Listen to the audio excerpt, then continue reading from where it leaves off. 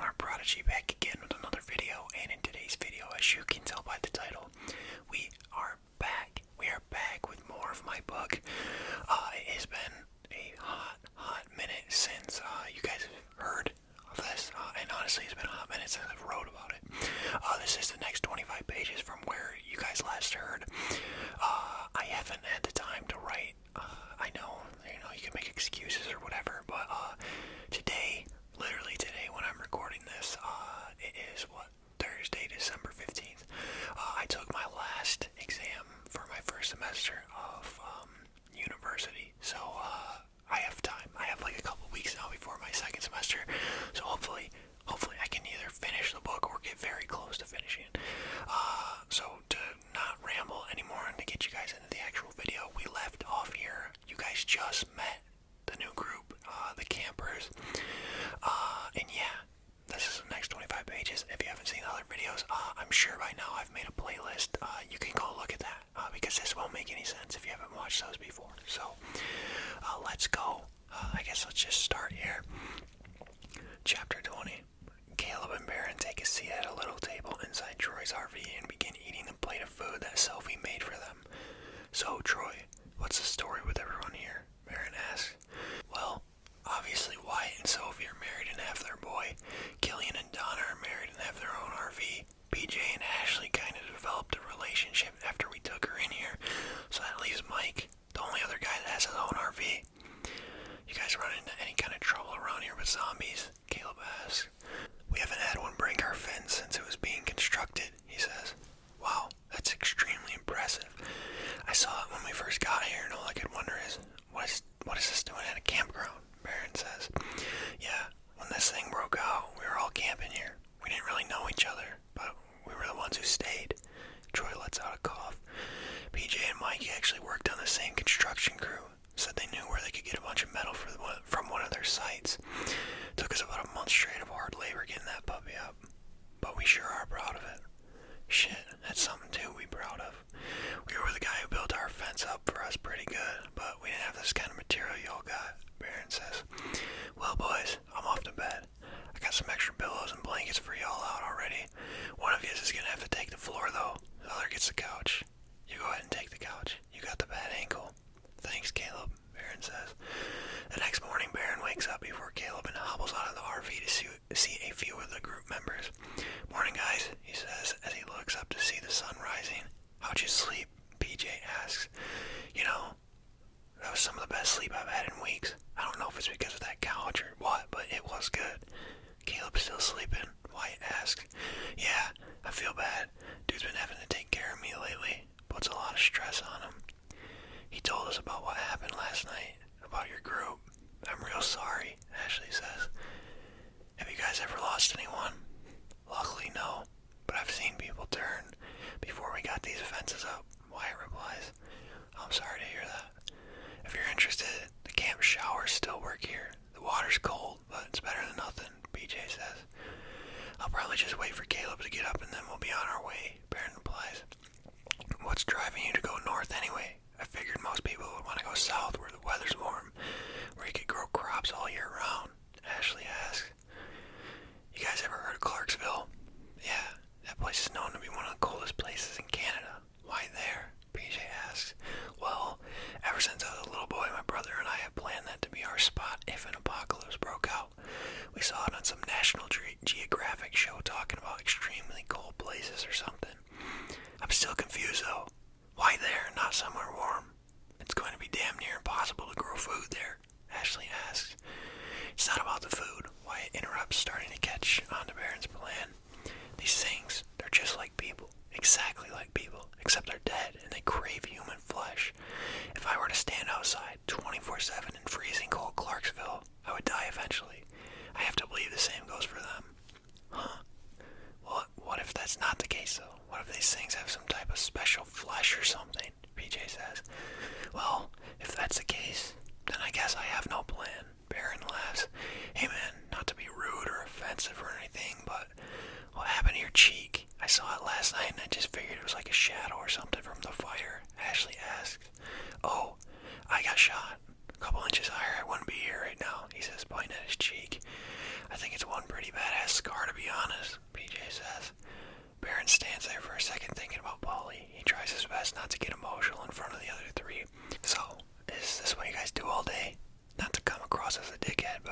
I'll just chill beside the fire. It's really all we have to do around here. Grew plenty enough crops to last us through the winter. The fence has never been breached. It's really just stay warm by the fire or be cold, Wyatt answers. Huh, is all Barron says as he looks around the campground. The door to Troy's RV opens up and out steps Caleb. Morning, sleeping beauty, Barron says to him. Oh, fuck off. Oops, I'm not used to having kids around, he says. It's alright, Doug's still inside sleeping. You can tell what the early birds around here are. Wyatt says, motioning to the other three sitting down. You ready to hit the road? Barron asks, looking at Caleb. As ready as I'll ever be, I guess, Caleb says, yawning. Wyatt, thank you for everything, truly, Barron says, extending his hand. Always good to help out nice people, he says, shaking his hand. Hey, would you happen to know anywhere around here where we can find gas? Station, cars, anything. Our snowmobile is empty, and I just want to figure out which direction to go to find some. Caleb asks Wyatt after shaking his hand. Snowmobile? You guys have a snowmobile? Ashley questions. Yeah, that's how we got up here. Roads are still snowy. It was a nice way to travel without have to worry about getting stuck. Barron replies, wow, you guys are really smart. I honestly would have never thought of that, PJ says. I think we stockpile all the gas within like 10 miles here. Might be a few straggler cars, but I'm more than happy to share with you. We only ever use it if we go out on a supply run, or if we can't get the fire to start. It's a last resort, Wyatt says to the two. Man, we couldn't. Y'all have already done so much for us. It wouldn't be right, Barron says. Seriously, the food, the hospitality was more than enough. We'll manage, Caleb adds. Come on, guys, really. It's no extra trouble, Wyatt says, smiling. Sophie helping me with my ankle. If we take this, we owe you one.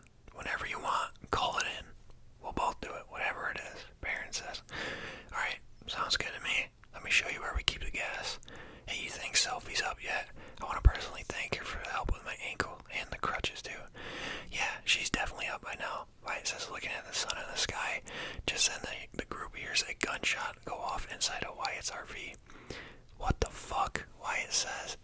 The three run back to the RV, Barron moving as fast as he can on the crutches. Oh my god, Sophie! Wyatt yells out when he opens the door and sees his wife laying on the ground with a bullet hole in both of her cheeks. Doug, what the fuck did you do? Wyatt yells, looking at Doug holding a gun in his hand. Okay, we can do this, Barron yells. Ashley grabs Doug and pulls him out of the RV. We need towels, bandages, meds, anything. Hurry, Caleb yells to the rest of the group that have now all emerged from their RVs. Okay, Caleb, we're gonna have to patch her up. How you guys did mine, Barron says, pointing at his cheek. Wyatt, towel, bandage, anything. We need to stop the blood now before she loses too much, Caleb yells. Wyatt hands Barron a towel, and Barron begins putting pressure on one side of Sophie's mouth. First aid kit, we need it now. Anyone, anything, Caleb yells out of the door of the RV. Wyatt takes another towel and applies pressure on the wound on the other side of her mouth. Caleb, Troy yells, extending a first aid kit to him from outside. Caleb grabs it and pops it open. Okay, I can do this just like we did a couple months ago, he says, trying to gather up the confidence to begin patching Sophie up. Why, you still with us? Barron asks. Is all he can say as he looks at his lifeless wife. You gotta trust me. She just passed out from blood loss. Same thing happened to me. We can do this, Barron says, looking him in the eyes. Come on, Caleb, we don't have much longer. We need to sew this up, Barron says. Don't fucking press me. I'm trying to remember how Scott did it. We don't have that kind of time. She's got 2 open wounds. Here, take the towel, Barron says, handing him the now red-colored towel. Barron picks up the needle from the first aid kit and attaches the string. I can do this, he says to himself as he lets out a sigh before he begins patching Sophie's face up. Chapter 21. Once Barron finishes working on Sophie's mouth, Wyatt and Caleb both pick her up and get her onto the bed in the RV. She's still breathing. Wyatt says, putting his ear towards her chest. I did everything I could, Wyatt. I can't promise you anything, but I think she's gonna be alright. She's just lost a lot of blood, Barron says. I don't think we should be in here, just in case she turns, Caleb says. Come on, man, don't talk like that. No, he's right. We can't put ourselves in that position in this confined space, Wyatt says, heading towards the door. Is she? Donna says as the three exit the RV. They patched her up as good as they could. She's still breathing, but I don't know, Wyatt says. Dad, I'm sorry, Dad, Doug says, crying as he runs up and hugs his dad. Wyatt doesn't say anything back as he hugs his son. Wyatt, how come you haven't taught him about gun safety? I don't know, it just has never been an issue. So you just leave your guns lying around with an 11-year-old in the trailer? He's a kid, for Christ's sakes. You're lucky he didn't blow his own head off. I know, it's my fault, not his. Baron looks at the rest of the group standing about in the mesh tent. Does anyone here even know about gun safety? He asks the group. We don't even have guns, Troy says after a solid 5 seconds of no responses. What? You're joking, right? Caleb asks. No, they don't. I'm the only one that does. That handgun and my shotgun are all we have, Wyatt responds. So out of all, Baron counts the group, 9 of you. Wyatt is the only one that even knows how to use a gun. That's right, Killian answers. Jesus Christ, you people live a privileged life here. We haven't had the need for guns anyways. Any mindless that came within reach of our camp would always get stuck at the wall. Wyatt would take care of it, Mike replies. I need you guys to understand something for me. These things, these zombies can come quick. At any moment, one noise, like that gunshot, Baron points to the RV, can have hundreds surrounding your fences if they're within hearing distance. He's right. When our old place got surrounded, it was probably within 15 minutes of gunfire, Caleb says. That fence is good. Honestly, it probably is the safest fence I've ever seen. But these things, these freak bags, if they hoard up and stand listening to you guys for a long period of time, they charge up. What do you mean charge up? PJ asks. The longer they stand there knowing their next meal is only a football field away, the faster these things get. The group continues looking at Baron. When our walls broke, there were around 500, I guess, and they were fast. Fast enough to keep up with my pickup truck leaving our house. You guys need guns, regardless of how well your walls are, Caleb says. The chances of finding guns at this point is going to be near impossible. This thing started over 10 months ago, Donna says. Guns won't do you any good if you don't know how to use them, though, Baron says. You guys are right, though. Everyone here needs to be trained, Wyatt says, looking at Doug. I know where we can get guns, Baron says. Where? The group answers. It's where we came from, 150 miles away. There's a big gunfight and everyone left because of zombies. People were killed, though, meaning when they turned, their guns were left on the ground. Do you think they're still there? Mike asks. They definitely are, but the real question is, are the zombies still there? Caleb says. Look, I'm willing to cut a deal with your group, Wyatt. Sophie helping me with the leg, and me saving Sophie's life is a 1-to-1 wash. If we go get these guns, we'll train you all. But in return, we get to be a part of this group, get to stay here without owing you anything, and when we ultimately leave for Clarksville, you guys share your supplies with us, Baron says. Hey, that sounds fair enough to me. You guys are likable guys, so I have no problem with you sticking around. Alright, awesome. So what we're going to need is gas for our snowmobile that is still at the corner store. Probably another full tank worth as well. We barely got here off of 1 tank. We also are going to need a big bag, big enough to fit assault rifles in, Caleb adds. Okay, well, we can do that. Are you sure you want to go with your ankle still not 100%? Wyatt asks. Yeah, I have to go. I have people I have to look for as well. It's fair enough. Guys, let's go get them their stuff, Wyatt says to the group as a few of them walk off to get the supplies the two need to start their journey back to the Stones compound. Chapter 22. Caleb carries a smaller container of gas back to the corner store where the snowmobile is parked, not making Baron take the long walk on crutches. He returns back to the campground with a snowmobile and is let in. The group then brings out 2 bigger containers full of gas. One fills the snowmobile up full, and the other is for the 2 to be able to bring on their journey back. Okay, we got the gas, the bags for the guns, and there's some extra food in there for you guys, Wyatt says as the 2 climb on the snowmobile. Don't you guys worry about us. We know the area we're going, and we know how to get back here, Caleb says. That's right, we won't be gone for more than 2 days tops. I have to assume there are still zombies roaming around that place, but also I'm going to take some time to look for my people, Baron says. Just be safe, you guys. If something's too risky, don't try it. It's not worth your life, Troy says. You have my word, Baron says. Alright, we'll catch you guys later, Caleb says before speeding off through the open makeshift gate. The long ride back to Minnesota was just as boring as the ride out there. Eventually, as the hours ticked by, the 2 arrived back in the area where they once ran out of not too long ago. I think we should head to the house first. The sun's already setting. It wouldn't be very wise to go out searching for things in the dark, Caleb says as he begins to slow down the snowmobile. I agree. We might have to kill some zombies, though. They may still be at the house from when we left, Baron replies. The 2 drive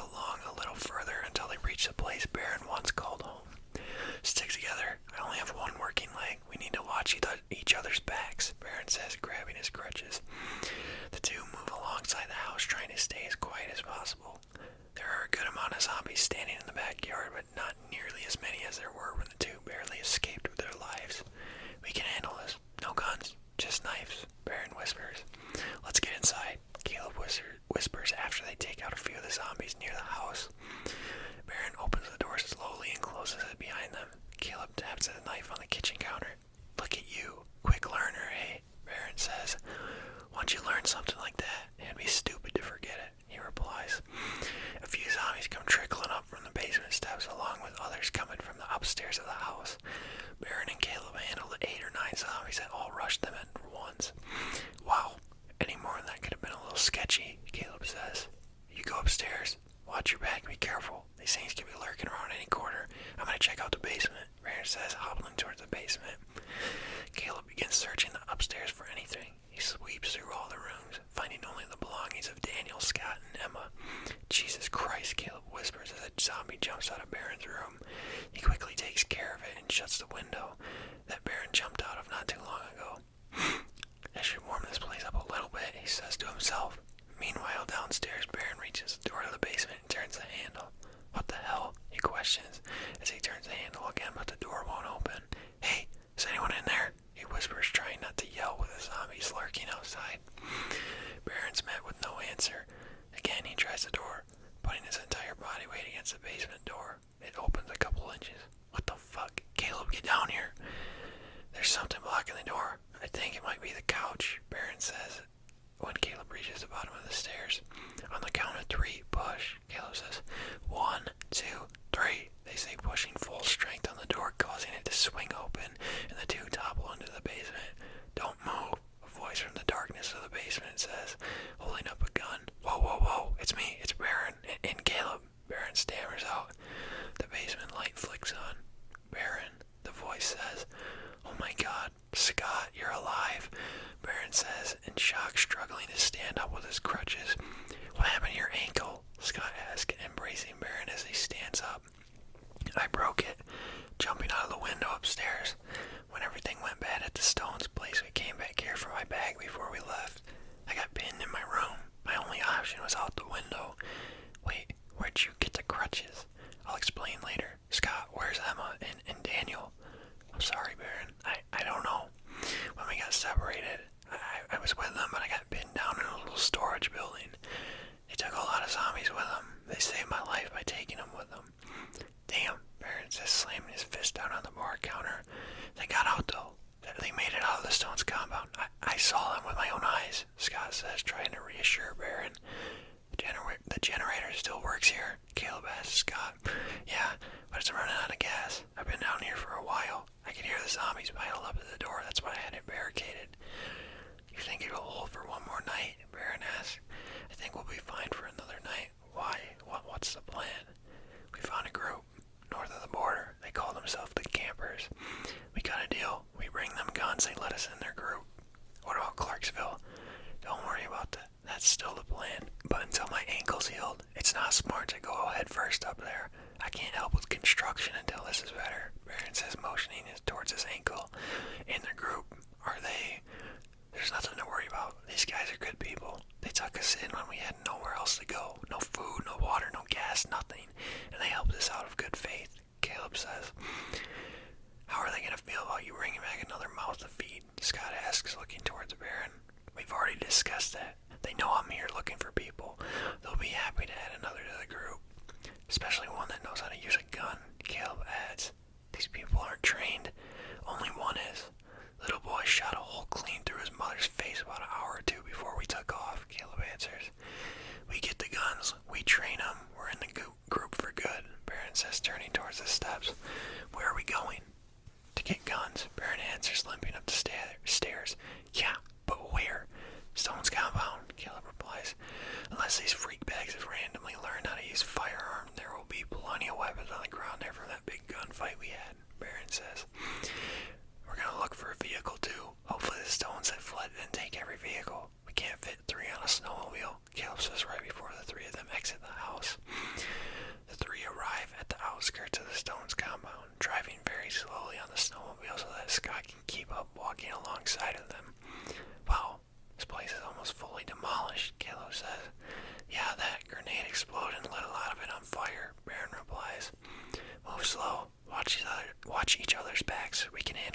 zombies. There's not many of them. The three move forward up to the hangar where the big gunfight happened, killing any zombie that was drawn to them. Caleb, can you fill this bag up with any gun, ammo, food, anything you find? I don't know the compound as well as you do. I'm gonna go look around for a trace of Daniel and Emma, Baron says, handing Caleb the bag. Sure, just be careful. Scott, can you show me where you were pinned? Yeah, of course, he answers. The two move along the outskirts of the compound, passing by the rubble of Hangar 2. Right there, in that little trailer-looking building. I'm not sure what they used it for, but I assumed it was storage, he says, pointing towards the building. They entered the building and sweep the room for any zombies. Out this window here. I saw him run off in that direction. I have no idea what's over that way, Scott says. Okay, I'm gonna get up on the roof of this hangar and see if I can see anything off in that direction, Baron says, leaving the little trailer. Baron limps by the rubble of the half of the hangar that fell on top of his best friend. He comes across a head and shoulders that isn't covered by debris. Rest in piss, fuckhead, he says, spitting on the trapped, zombified corpse of Marvin Stonehenge. Baron begins moving around the other rubble and debris to look for the corpse of his best friend. What are you doing? Scott asks when he leaves the trailer building. I'm looking for Polly, Baron replies very bluntly. What do you mean? Scott asks, confused. Oh my god, you don't know, Baron replies. I don't. What happened? Where's Polly? Under all this. Underneath all this goddamn concrete and debris. He saved my life, you know. Polly's dead. Yup, and it's my fault, Baron says with tears welling up in his eyes. What happened? The explosion. Marvin was gonna throw a live grenade at my feet, but Polly tackled him off the roof. It still exploded, but not close enough towards me. Caused the entire opposite half of the hangar to come toppling down on top of both of them. Oh my god. I'm sorry, Baron. He was a hero. We'll never forget him, Scott says, hugging Baron. I was looking for his body for a proper burial, but I can't find it. There's just too much debris. Come on, let's get up on that roof, Scott says, helping Baron up on the rubble on his bad ankle. It just looks like a forest. That's all I can see, Baron says to Scott when he reaches the top. I promise you that's the direction they went. I don't have any other helpful information, unfortunately, Scott answers. We should probably get going. It's getting dark. Have you seen Caleb lately? Baron asks, slowly starts climbing down the debris. Speak of the devil, Scott says as he sees Caleb driving up to the front of the hangar in a pickup truck that has a plow in the front of it. There was one truck left. Stones have plows installed on all their trucks for wintertime. This is massive, he says. Scott, you want to ride, or are you going to take the snowmobile? He asks. I'll take the snowmobile. Baron's got the bad foot. He needs a ride, Scott answers. Alright, buddy. Take care. Be safe. We'll see you back at the house, Baron says, climbing into the cab of the truck. Will do, man. See you there, he says, walking away. I'd consider this day a win, Caleb says as he points at all the loot in the back of the truck. Just get us home. Once we're safe inside, we can celebrate, Baron replies to him. Yeah, you're right. What's that saying? Don't count your chickens before they hatch, Caleb asks as they begin driving off towards a place they once called home. Chapter 23. When those three arrive back at the house, they immediately begin slaying the zombies that are milling about in the backyard. Believe it or not, the now bent fence that has been trampled over by hundreds of zombies still has some effect of it by keeping them out of the backyard. Let's fortify the doors here with furniture and stuff, Baron says, hobbling into the house. Yeah, good idea. We're only gonna be here tonight, so we can use basically anything we have, Caleb responds. Wait a minute, that's it? We're not gonna go look for Daniel and Emma? Scott asks. Scott, look out there, Baron says as he points out the window. Look at all those zombies. If we go wandering off into that forest, day or night, it doesn't matter. It would be certain death. He's right, Caleb says, backing Baron up.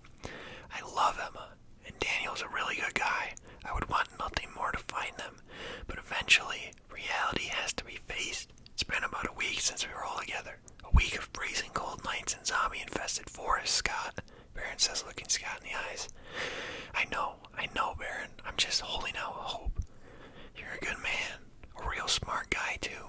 But don't you think they would have found a way back here, like you did, if they were okay? We have to leave a note at least. Of course we will. I will tell them exactly where they can find us, Baron says, hugging Scott. We have to take that generator, though. That's going to be vital for Clarksville. Good thing there was a truck at the Stones compound. Otherwise, I'd have no idea how we get that thing back on the snowmobile, Caleb says. It's very true. The real question is, which one of you is going to take the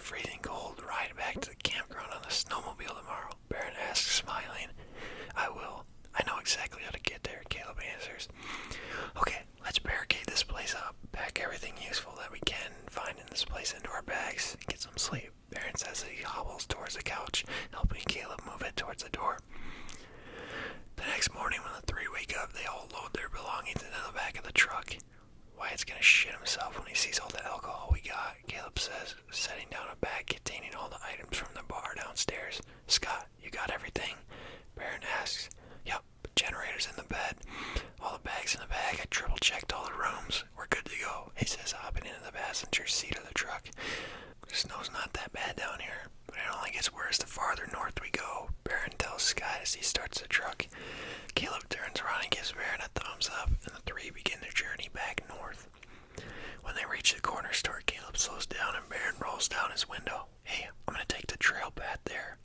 We'll have that gate open by the time you guys come from the road entrance. Reduce the chance of a flashback getting us, he says.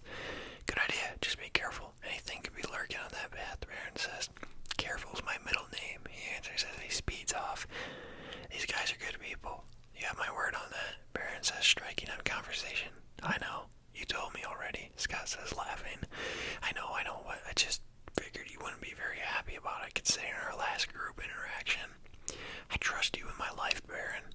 I've been around you long enough to trust your judgment fully. If you say they're good people, they're good people. They pull up to the wide open gate when they arrive. Mike and Killian shut it immediately after Baron drives through. Baron gets out of the truck and sees Caleb sitting by the fire already. Everyone, I want you to meet my friend Scott Sanford, Baron says.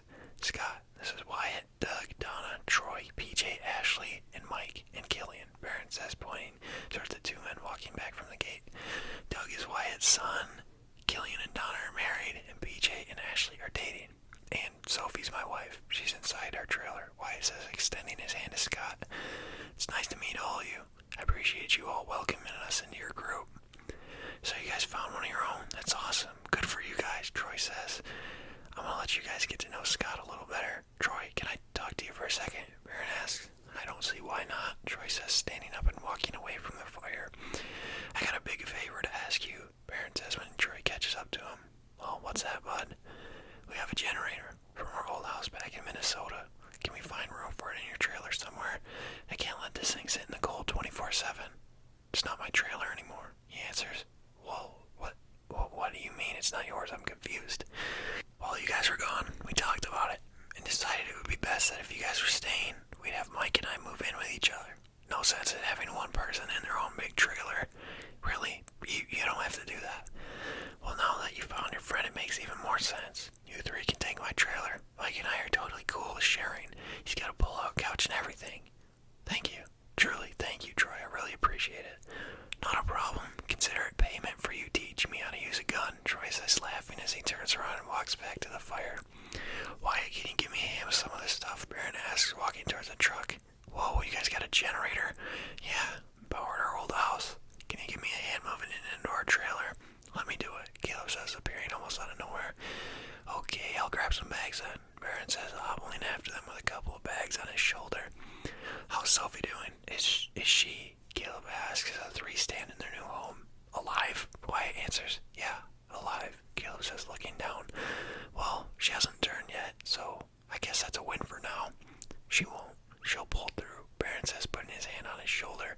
Look, man, if you don't feel safe sleeping in the same RV as her, you're more than welcome to crash here. Might be a little cramped, but we'd be happy to welcome you in, Caleb says, looking at Wyatt. Doug too, of course, Baron adds. I appreciate the offer, guys. I might have Doug stay with Troy and Mike just because you guys have Scott here now. Don't want to overflow your new home. I understand, man. Offer will be on the table if you change your mind, though, Baron says as Wyatt turns and walks out of the trailer. Wow, this is a nice little cozy trailer, Scott says, climbing in and setting his bag down. It ain't the Hamptons, but it'll do, Baron responds. How long you think we're gonna be here? At least until my foot's better. I also want to train these people to how to use a gun. They've done so much for me, I wouldn't feel right leaving here until I know they can defend themselves. That's fair. I like them. They're all really nice and welcoming, Scott says, sitting on the couch. Usually Sophie cooks meals for her friend, but she got shot, Caleb says. Yeah, I heard. Sounded like you guys saved her life. That's why I teach them how to use guns, so they don't have something like that happen again, Baron says. I can help out with that if you need me. It wouldn't hurt having the extra hands. I know Paulie taught you well, so why don't you help Caleb and I? I'd be more than happy to, Scott replies. You two are gonna have to fight over the couch. I need the bed for my leg, Baron says, smiling. Sure you do, bud, Caleb replies. have some extra pillows and blankets before I go to bed. Whoever gets the floor can make some sort of makeshift thingy, Baron says. The night goes on. Eventually the three fall fast asleep inside their new home. And that's it. That is the next 25 pages of my book. Yeah. It's like I said at the beginning, I'm gonna have more time to write now, and I know how the story's gonna end. I've told you, you've heard this speech before. I appreciate you, everyone who's made it this far in the video. If you have, comment, what should I have you comment? Comment, it's not the Hamptons. Because then, if I comment something about Scott, then you'll just spoil it for anybody who's watching. So comment, it's not the Hamptons. Yeah, this is so fun. This is one of my favorite things I've ever done, is writing this. And now that I have actual time to do it, I'm excited. Plus, on top of recording a bunch of new videos and stuff, I have like tons of creative ideas and stuff that I'm gonna be doing with this extra time that I have. So if you guys are new here and you like this and you want us to do the next 25 pages or whatever, consider subscribing. And if you like the video, of course, like the video. That's always the best way to tell me that you enjoyed my content. Anyways, guys, I appreciate you for watching. As always, I look forward to seeing you in the next video. I have no idea when you guys are seeing this, but if it's around Christmas time, Merry Christmas. Anyways, I'll catch you later, guys.